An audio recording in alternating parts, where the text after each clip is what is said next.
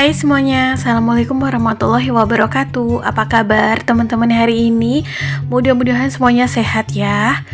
Nah, untuk hari ini aku share lagi kegiatan aku ya teman-teman. Jadi ini tuh kegiatan aku di pagi hari tadi.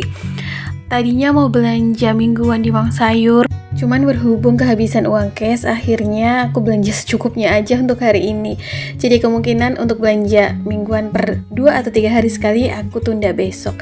Kali ini aku belanjanya untuk sekali masak aja ya untuk di hari ini.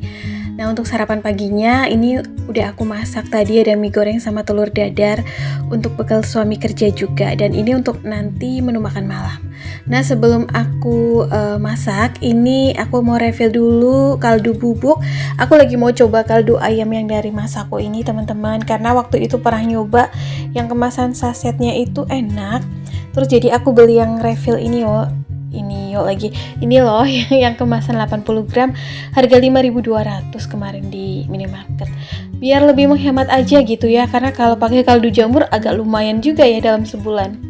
Nah, skip ini langsung ke sore harinya aku mau masak menu makan malam. Tadi lupa ya nggak ada video unboxing belanjaannya, jadi aku cuma beli dada ayam 1/4 kilo, timun 1 bungkus isi 3 biji, terus juga toge dan juga tempe. Udah gitu aja, belanjaannya cuma 16.000.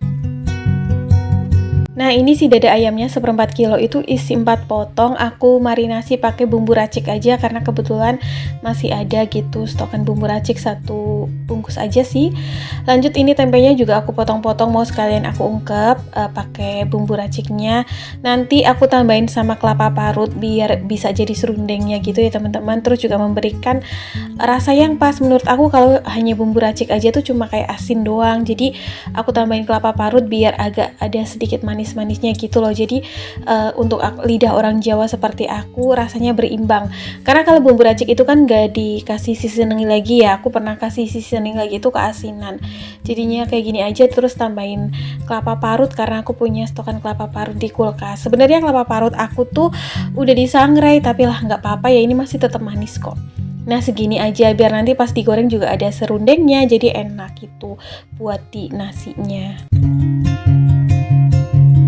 Ini ayam dan tempenya aku ungkep selama kurang lebih 10-15 menit aja sih, karena cuma sedikit ya, cuma 1/4 kilo.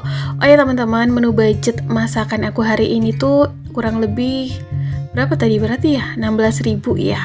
Cuma 16.000 aja, tapi ini budget 20 ribuan ya, karena nanti aku pengen nyambel juga, dan untuk cabai bawangnya itu udah ada di rumah. Jadi untuk menu hari ini tuh cuma kayak nasi putih, sambal terasi, ayam goreng, tempe goreng, terus juga untuk lalapnya ada timun sama ada toge yang direbus. Terus aku tambahin juga sedikit bayam sisaan yang kemarin-kemarin itu loh, aku sekalian rebus karena aku lagi rada mager buat numis sayuran, jadi aku rebus aja gitu sayurannya ya biar lebih sehat aja lah ya, karena nanti dicocol pakai sambal juga udah enak. Nah, sembari masak tadi juga nasinya udah mateng ya, dan kayak gini nih teman-teman hasilnya. Diungkep ya sampai airnya tuh agak sedikit asat gitu. Menciptakan menu masakan yang enak untuk sehari-hari itu menurut aku nggak perlu yang mewah-mewah banget atau mahal-mahal banget. Yang penting tuh kita kreatif aja gitu ya. Kayak hari ini sebenarnya tuh aku lagi yang capek banget karena tadi setrikaan kan numpuk ya di siang harinya. Jadinya aku masaknya pengen yang simple aja gitu loh, sekali lewat tuh udah selesai. Jadi aku ungkep ayam bareng tempe sekalian, terus aku goreng gitu. Setelah goreng ayam dan tempe, nanti aku goreng cabai bawang buat bahan sambelan. Terus aku nggak nyayur ya, karena aku kasih lalapan aja, lalapan timun sama lalapan mateng atau lalapan rebusan gitulah. Ada bayam dan juga toge yang direbus. Tapi menurut aku, meskipun menunya simple kayak gini dan sederhana, menurut aku udah bikin selera makannya itu nambah gitu loh. Meskipun gak ada tumisannya ya, diganti dengan rebusan sayur karena udah ada sambalnya gitu. Nah, untuk aku pribadi dan suami biasanya memang lebih suka menu masakan yang simple kayak gini.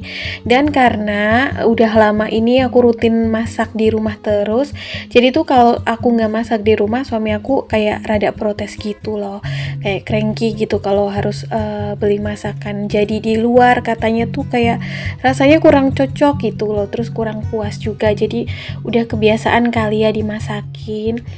Terus juga upaya memasak kayak gini kan otomatis menghemat anggaran ya, karena dengan budget minim kita udah dapet masakan yang bisa lebih dari sekali makan ini ya. Bayangin aja kalau uang 16.000 atau 20.000 buat beli makanan atau lauk yang jadi paling dapat sebiji belum pakai nasi. Nah, ini tuh dapat 4 potong ayam. Jadi tuh aku dapat 2 potong, suami aku juga dapat 2 potong, terus juga dapat tempe juga. Tinggal sedikit effort untuk mengolahnya. Buat aku sih effort memasak ini selagi kita bisa menyusun menu yang simple tapi enak gitu ya teman-teman, jadi nggak terlalu capek gitu loh buat masak. Dan untuk teman-teman yang sering memperhatikan cara masak aku juga, biasanya aku kalau masak pakai wajan yang satu aja gitu loh ya, jadi dari yang goreng terus nanti goreng lainnya atau tinggal nanti ujung-ujungnya tumis. Nah, hari ini sih nggak numis ya biar ngirit cucian perabotan juga. Banyak sekali juga teman-teman atau bunda-bunda yang komen dan sharing-sharing pengalamannya di kolom komentar aku, yang akhir-akhir ini tuh aku sering banget membahas tentang deflasi, ekonomi melemah dan juga lesu secara keseluruhan.